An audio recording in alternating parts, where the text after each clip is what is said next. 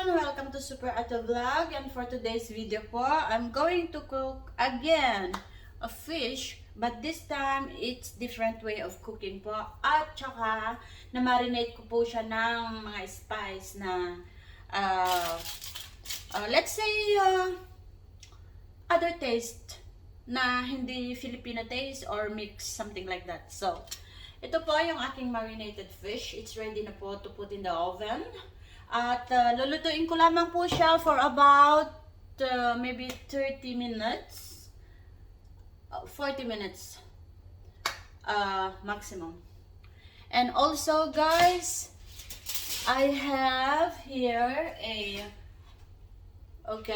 cabbage and broccoli po.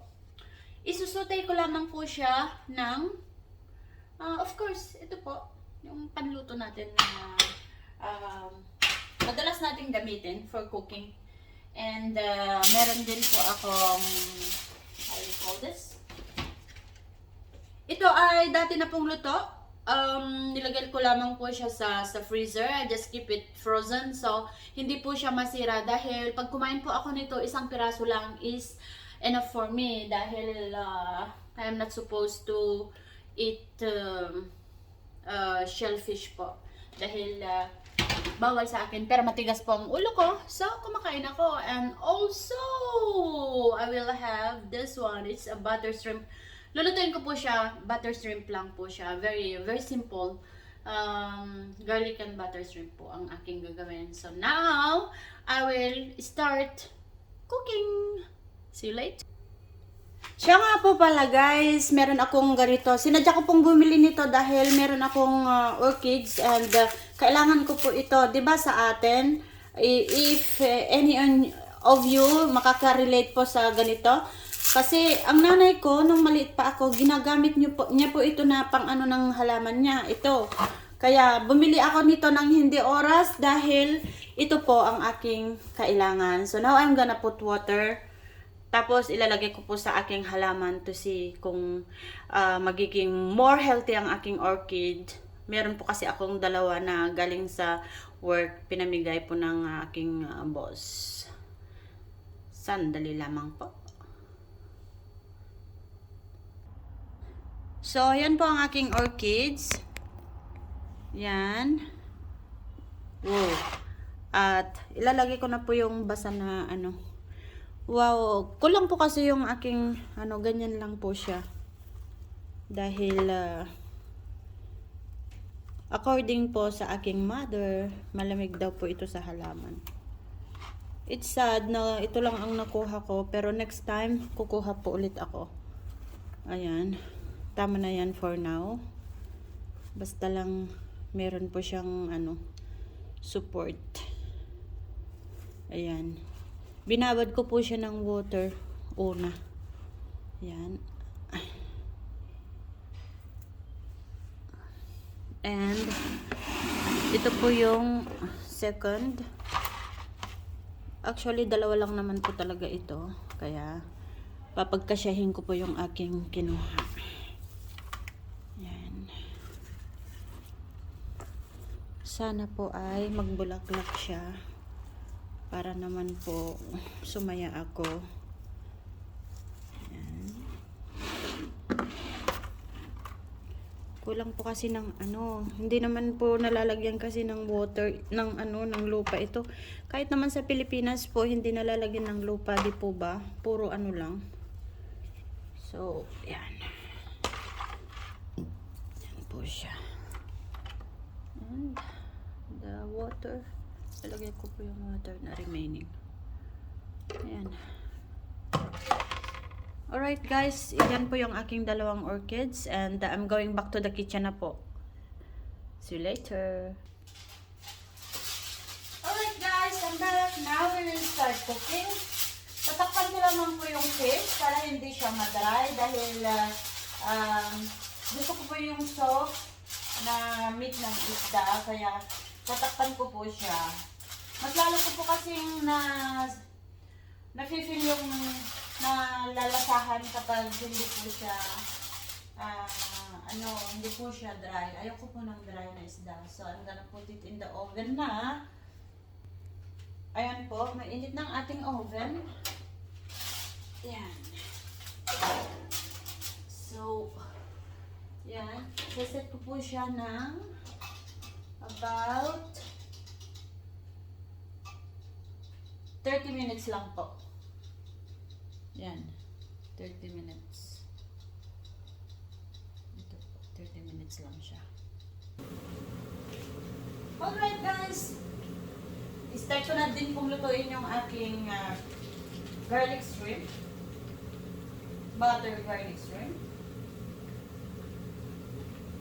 Ayan, lalagyan ko lang po siya ng butter. Hindi po masyado dahil ayaw ko rin ng masyadong mabutter. Kunti lang. Ayan. And habang namemelt po yung butter, ilagay na natin yung garlic because madali po kasi siyang masunog. Especially kung malakas ang apoy. So, kapag kayo po ay nagluluto, alalay lang sa fire. Pwede po ninyong gawing low fire kasi sabi ko nga, madaling masunog yung butter. And gusto ko kasi sa garlic, nag-brown siya. And also po, I have here, wait lang, papakita ko po sa inyo. Ayan po, yung ano po yan, ilalagay ko po dyan yung vegetables na nakita ninyo kanina. I'm gonna show it to you later on. Ayan po siya.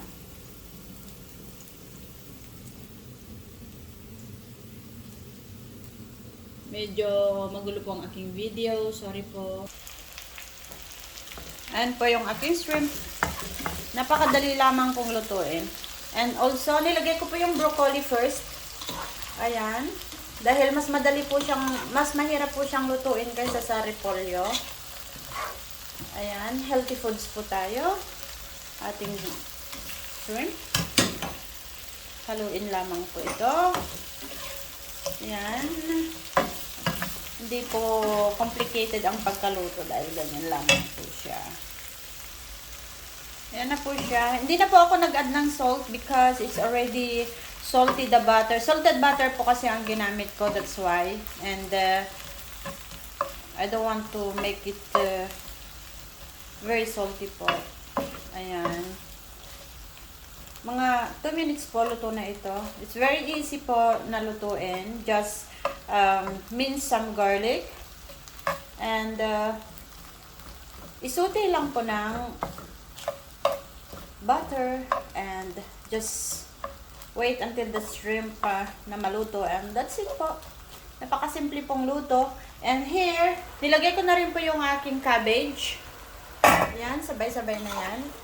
Ayan, parang hindi naman parang nilagas yan, hindi naman po. Parang boiled lang po siya. Pero hindi naman boiled kasi naglagay lang ako ng konting water na may may mga ingredients na po yan. So, ganyan lang.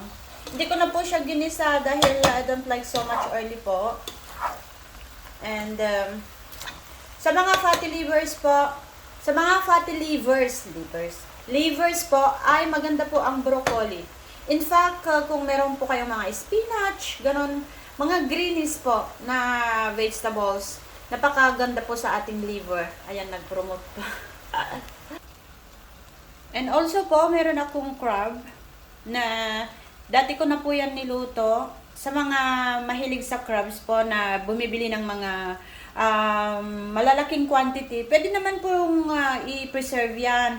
Lulutuin lang po muna, like i-boil nyo muna bago nyo po, or steam, bago nyo po ilagay sa freezer.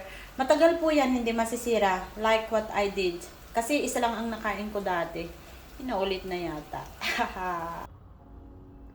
At ito na nga po ang outcome ng aking pinagkaabalahan. Medyo nasunog po yung, pero oil lang naman po yung nasunog doon. So, still fresh the fish. At syempre, ang ating vegetables, medyo overcooked din po. And ito, yung aking seafoods na iba. So, alright guys. Oh, taas. think I do it like this. Okay. So, yan lamang po. Once again, this is Super Ate Vlog. Oh, by the way, please subscribe.